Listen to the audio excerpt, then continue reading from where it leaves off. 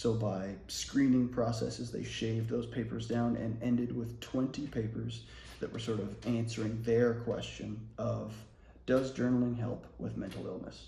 So they collected 20 studies that looked at how long a journal session lasted in minutes.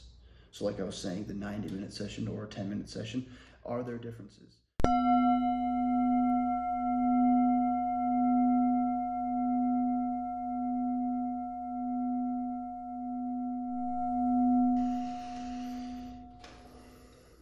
Okay, welcome, episode 2 of the Our Blue Sky Minds podcast. Thanks for joining me again this week. Some quick housekeeping notes before we get into it. I have a website, ourblueskyminds.org. On there you'll find weekly articles where I post things ranging from or involving anything involving mental health, resilience, spirituality, curiosity, improving quality of life. That's my goal with these articles and this podcast as well. You'll also find some recommended readings. I've got a book list of some of my favorite books, and I recommend you check those out. If you're interested in this stuff, I think you would find something of value in there for sure. You'll also find links to this podcast and the video podcasts on YouTube. You'll find links to that on the website as well, under the podcast tab. Fairly easy to navigate. The store is also not quite up yet. Check for that in a few weeks. So, this week's article, I wanted to talk about journaling. It's been something that I haven't spoken about for a while. It was actually one of the first topics that I covered with this website back in 2019. Could that be right? That might be right, 2019, where I briefly reviewed the neurophysiology of journaling, or what's happening in the brain during a session of journaling.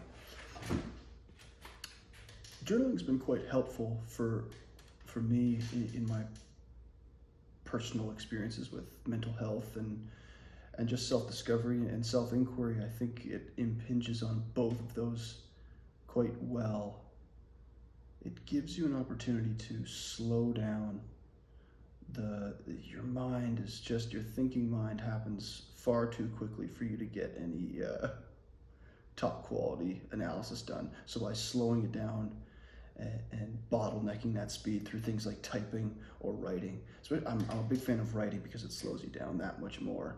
So you have to analyze your thoughts on a different level. It's too easy to skip across thoughts, to just make these big logical leaps that you don't even realize you're making until you're writing it down, and you see that even some very strong opinions that you hold are built on very shaky ground. There isn't a whole lot there that a lot of opinions sit on. And that's quite a disturbing thing to realize on the face of it, to realize that a lot of your ideas are built on sand or nothing at all. But it's also quite freeing because it gives you a chance to assess your opinions and beliefs and start to work with them, so to see where they come from and how you might want to change those for the future. I guess a great place to start, and a rather dismal place to start as well, reflecting back on an article I wrote back in 2022. I think it was actually the last article I wrote, and where we were talking about deaths of despair. And deaths of despair, just quickly, are deaths that are attributable to suicide, overdose, drug overdose, and alcohol-related deaths, things like cirrhosis, fatty liver disease, things like that.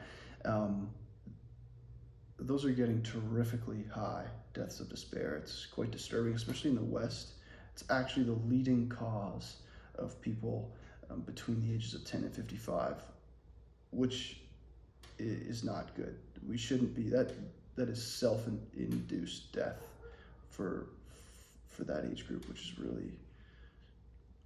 really unfortunate.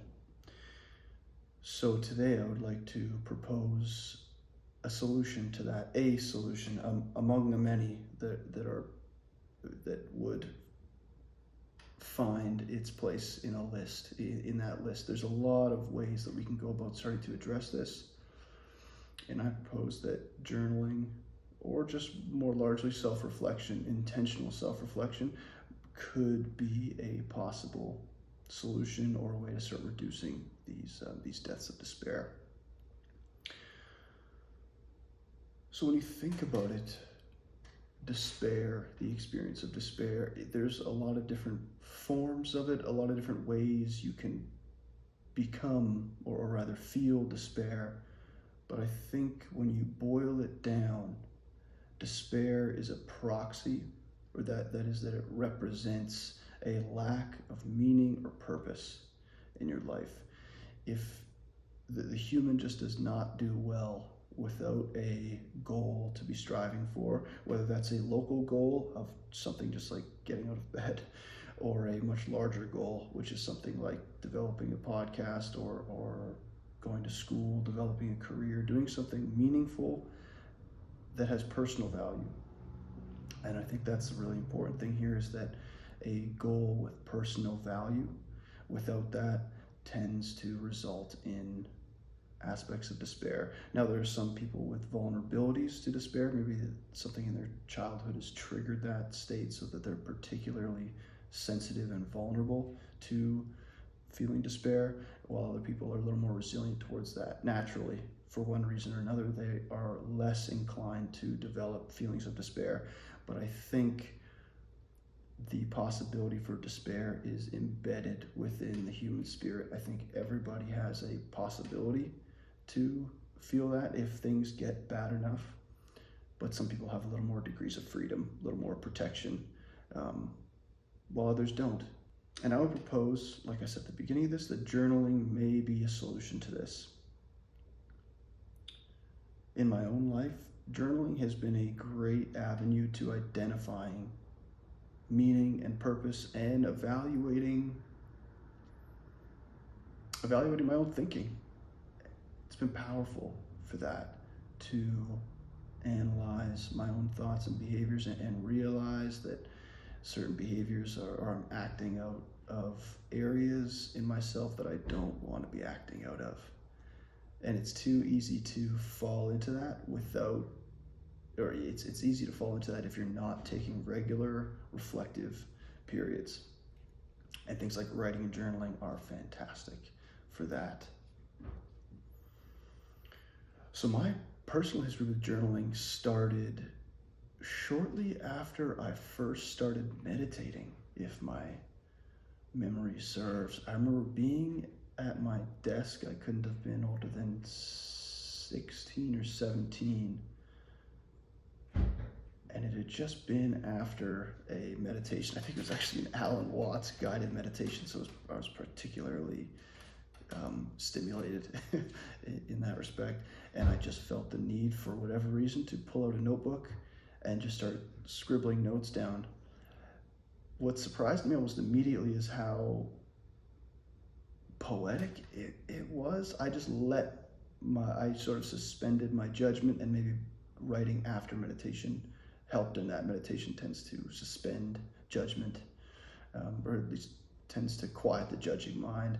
So having a chance to write in that context was interesting, because I started to see myself speak or write in a way that I didn't know I could speak or write in. Yeah, it was poetic. It sort of surprised me. Sort of reminded me, or what I would later come to realize, something close to maybe what Rumi, oh, listen to me, not nearly that quality, but in the same vein, maybe the same vein that Rumi was tapped into, I was also tapped into. And the benefits were almost immediately apparent. I noticed that within a week of that first writing experience, I had already started to think about things differently. Certain things started to pop out, just personally relevant things about the way I thought about myself in the world. I tended to think I was quite small, maybe insignificant, and I don't think that's entirely wrong, but what journaling did was that balanced it out, and it gave me a chance to realize that although I am small, so is everything else.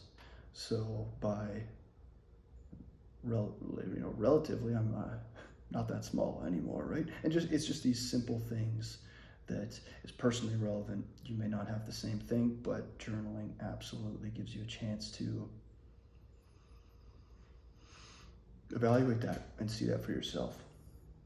And another interesting thing that I noticed is that because I, quote unquote, met this different version of myself, this poetic, thoughtful version of myself, I started to gain a sense that maybe there was more to me than I previously thought. And because maybe I was already beginning to study a little bit of Eastern philosophy, it had planted a seed of multiple selves, or that there is no single self. You're just a process of processes, of many different processes.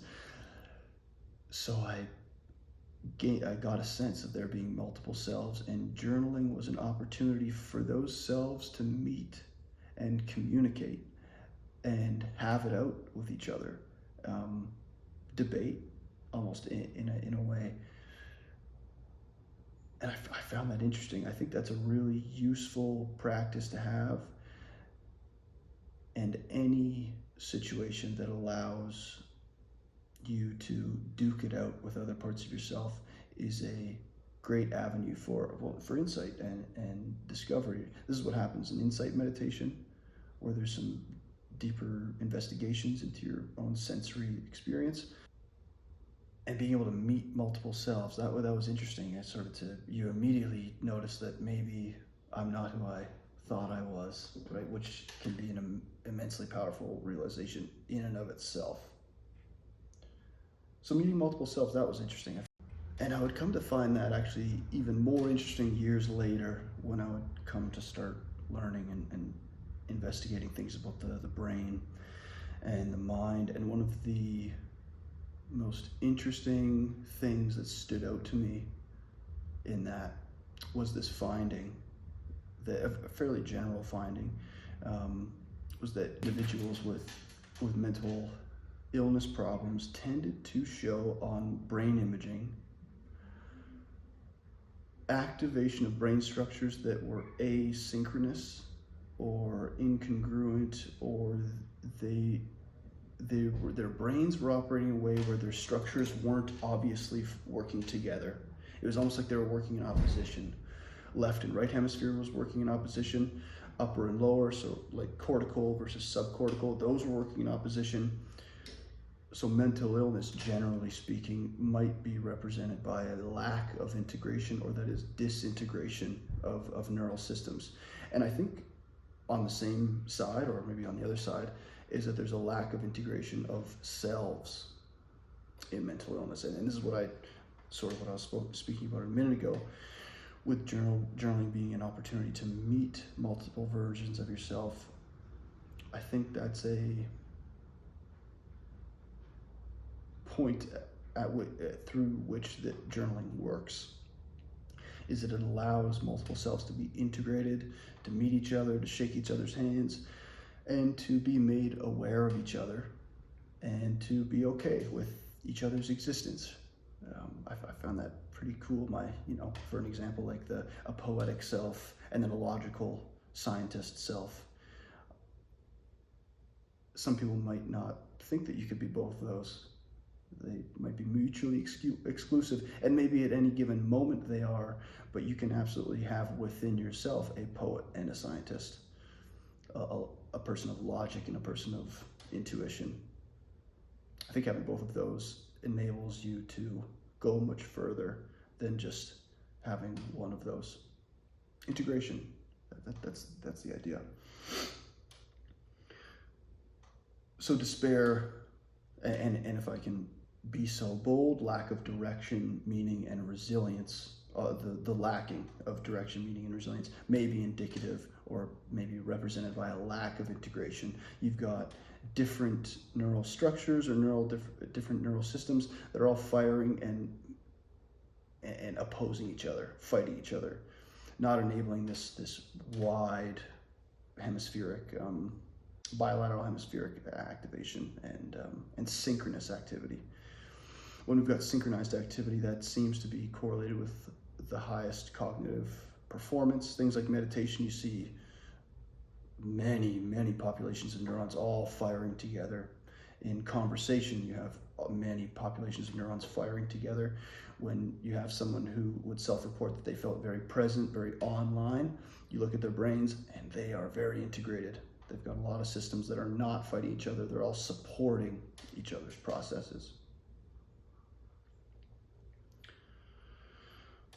So journaling is an opportunity to integrate multiple selves through telling a story and to see how the multiple aspects of yourself all form important characters in your own story. That's pretty cool. And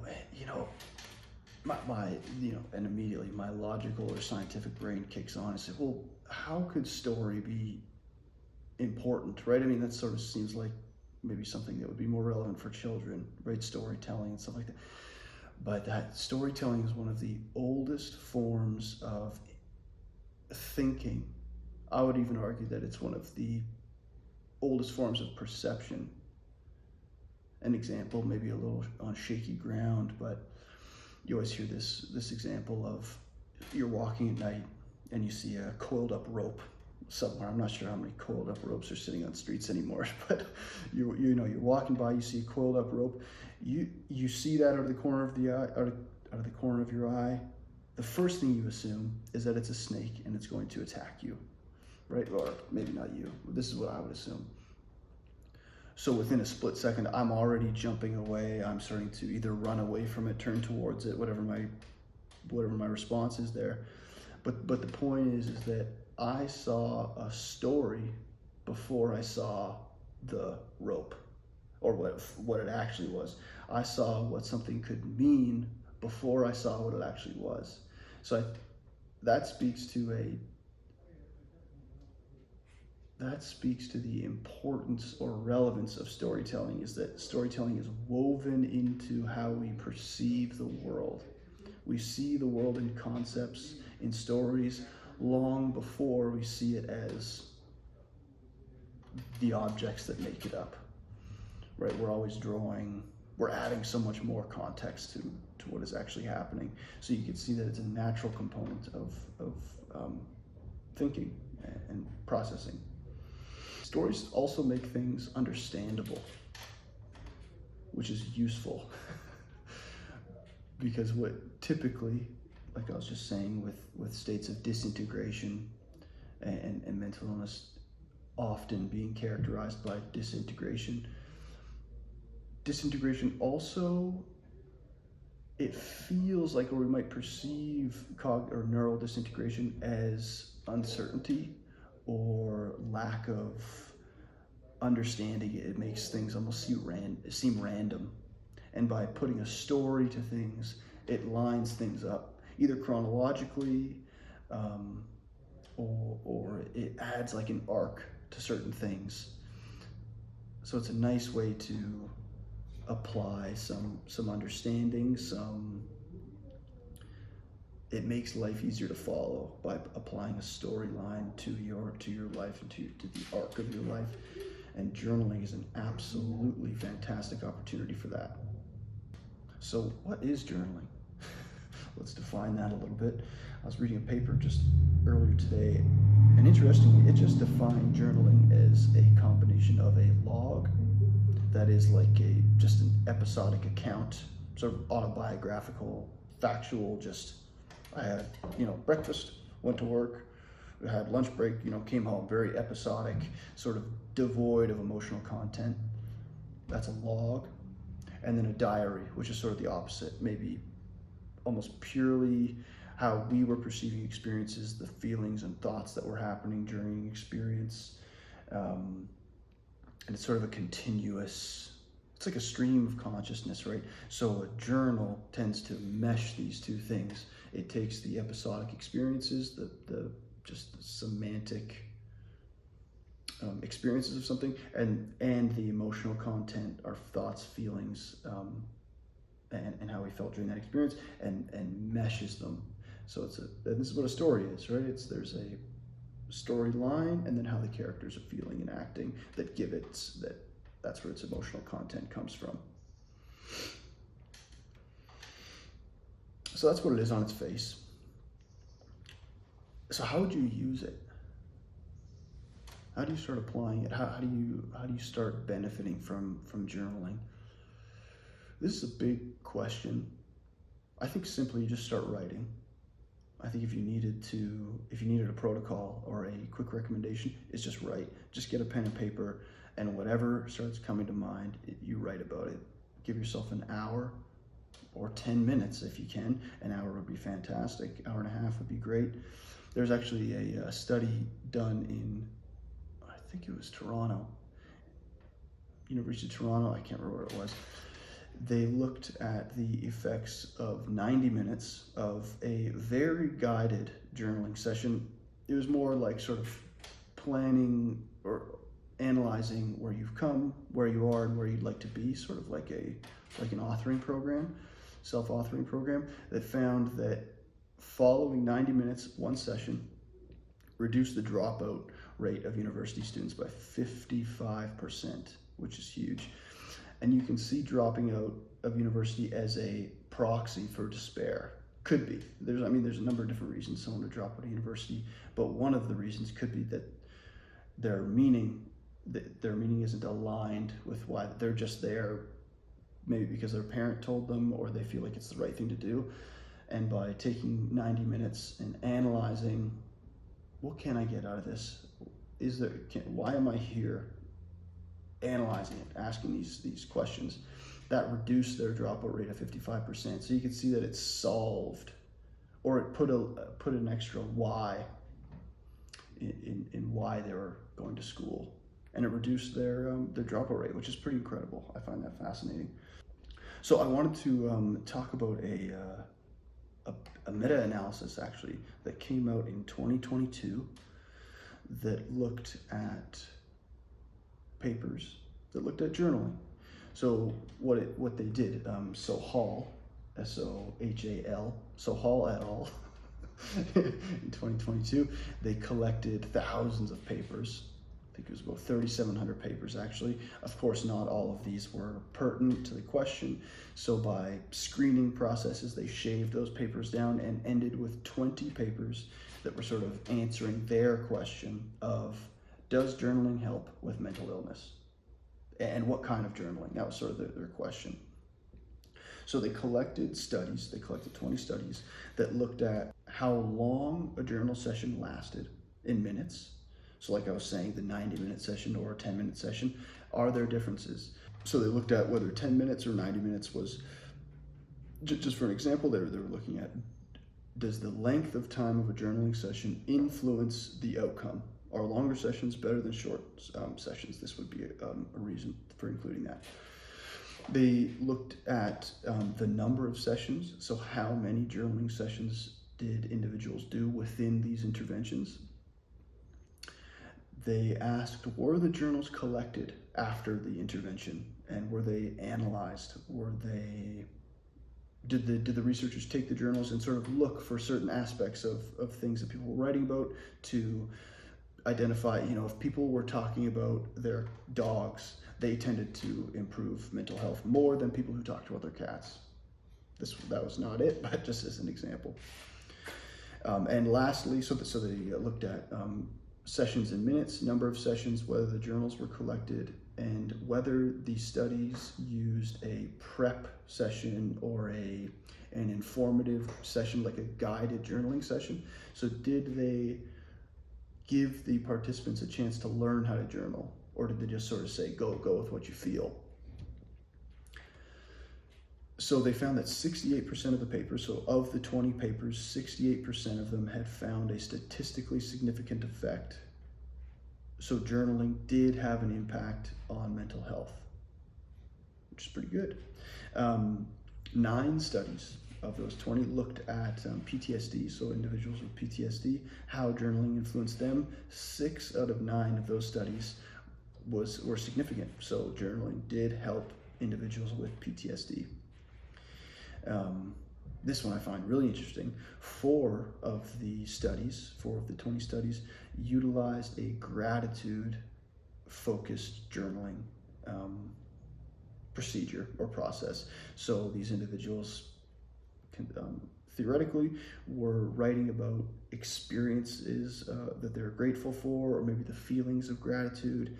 They're just reflecting on things that they're grateful for. 3 out of 4 found that gratitude-focused journaling did improve mental health outcomes. It's pretty cool. 85% of these studies used short term, so the interventions were only 2 to 4 sessions long, so not that many. When you think about how long, if you're trying to exert a change to someone's mind or brain, it takes a while. The mind is stubborn, and especially for severe mental illness, changes tend to be a little more stubborn. You have to work quite hard. So I don't know if that's a great method to be using in some of these studies, is that 2 to 4 sessions might just be too short to actually result in any functional change. It might give you a sense, like you might see a response starting at the end of those sessions. But I think for something like journaling, you would benefit from doing it longer. And when you think about journaling, it tends to be a lifelong practice, or at least you don't do it a couple times. Hopefully you're doing it frequently, because I think by constantly reviewing the story arc of your life and analyzing experiences and investigating things deeply, I think you benefit most from doing that frequently rather than infrequently.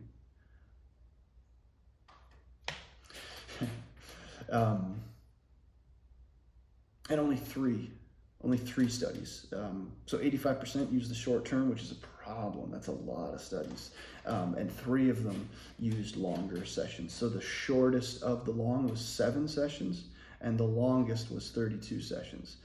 32 is probably, well, that's, if you're doing one a week, that's just over half a year, which isn't bad. So 55% of the studies ended up collecting and analyzing journals after the intervention, which is interesting. So 45% of the studies didn't look. I think that's what nine studies looked didn't collect the journal afterwards, while 11 did collect journals afterwards. I find that interesting because journaling, at least in my experience, if I had started journaling back when I was 16, 17, if I were journaling with the thought of someone reading this at some point later, I definitely would not have written about what I wrote about. There are aspects, well, when you get creative and honest, there's some vulnerability that tends to come with that, some openness. You're asking tough questions to yourself, presumably. And maybe you don't want people to learn about that. So if you know that you're in a study where your journal will be analyzed, would that impact how you filled out a journal? Why don't you, I would actually love to hear what you guys think. So down in the comments, go ahead and write that if you were part of a journaling study and you had to submit your journal after that intervention, would you be able to write as honestly as if you didn't have to submit it? Would you be worried about people, not thinking you're weird, but just, seeing your vulnerability, seeing what questions you're asking yourself and how you're answering? Would you do it? And then this is full of interesting findings. Another one was that no study used a prep or practice or guided session. They all would have used a sort of informative, like when the individual would sign up for the study, presumably they would have gotten a small informative piece of paper that maybe gave some proposed benefits of journaling. maybe some prompts on how to do it, why to do it, things like this, but there were no like explicit training sessions on how to journal. You could argue that that's maybe good. You don't constrain people, so they just respond, they just write about what they want and how they want to write about it, which could be useful. But I think on the other hand, people benefit from constraints. And I think something like self-insight, reflection, inquiry benefits from constraints, because things can quickly just turn into sort of like running down memory lane, just running through memories, which could be useful, but without any clear direction or purpose, that could just be sort of indiscernible from being lost in thought and writing it down. Not that that couldn't benefit you, but I think having some constraints, some direction, some purpose, even small prompts, right? Like just maybe even shortening the lines. So if you're writing on a piece of paper, instead of giving 20 lines, how about 5 lines? So you have to be a little more considerate on what you're including. That's it's possible. So I'm not sure where I stand there. I think some people would benefit from some guidance on how and what to journal, just to give them a rough idea. But then I could also see no prompts at all being a benefit too. I'd love to hear what you guys think. So maybe is a bit of a disappointing thing, but there are no findings that are disappointing. They're just pointing us towards truth, right? So there were no variables that predicted greater success, unfortunately. We did look at maybe the 3 out of 4 studies that utilized gratitude found that there was a benefit. 6 out of 9 studies that looked at PTSD were useful. So that gives you a rough idea, maybe some things that point to success, maybe things like PTSD and gratitude tend to be benefited by or can be applied to benefit an individual. But the problem with this meta-analysis was that there were so many different methodologies used that the inputs for any single methodology was so thin and diluted that it's hard to figure out what effects were attributable to what. So if you're trying to solve depression, just for instance, through journaling, and you have 10 different methods through which you're going to do that. So just an example, one method could be gratitude. Another one could be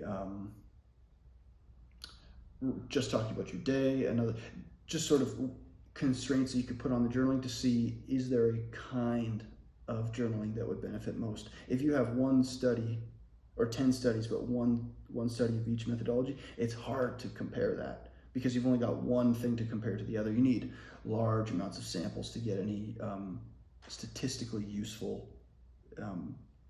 research. So that was a problem with this study, and it's reflected in actually the findings, which are a bit disappointing, but it's couched in this idea of high heterogeneity of methodology. Okay, so the improvements were 9% for anxiety. So individuals had a 9% improvement in anxiety on average across those studies. There was an average improvement of 6% for PTSD. So PTSD symptoms were improved by 6% on average across the 20 studies, and 4% for depression. So these numbers aren't great. But the problem is that because they use so many different methodologies, they had, I think for the depression one, it's on the article if you want to read about this a little bit more, but if I'm recalling correctly, there was one where the entire pool of populations benefited in a depression, a population of depressed individuals.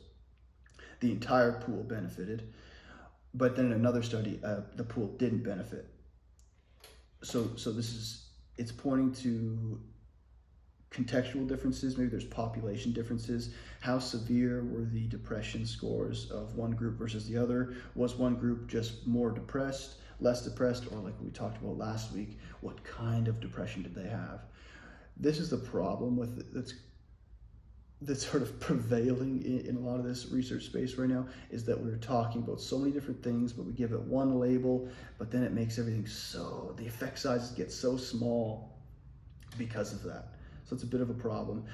So I want to couch these findings in that high heterogeneity context. We'll talk a little bit more about that another episode, because that's a big problem in statistics overall right now, and I want someone who is really skilled at talking about these ideas. I could stumble through the idea, but I don't think I'd be doing anybody any favors by doing so. So I'll wait until I can get someone who's really skilled at talking about this stuff. So that's what I wanted to talk about this week. I wanted to just briefly introduce journaling, how it might work. Our theory was that journaling helps mental illness symptoms through integrating multiple selves that are disintegrated or that are disconnected or operating not synchronized. They are not synchronized. They're fighting each other, neurologically speaking and psychologically speaking. We have different characters fighting each other, and by allowing them to meet and speak and debate with each other on a piece of paper in a slowed down, considerate context, we allow them to start to work together. They're there for their purposes, and to be able to integrate these are very useful in reducing the negative effects of their disintegration. So integrating and storytelling. So integration through storytelling in a slowed down context. I think that's pretty cool. There are a few things that offer you a chance to slow your thinking down as much as journaling.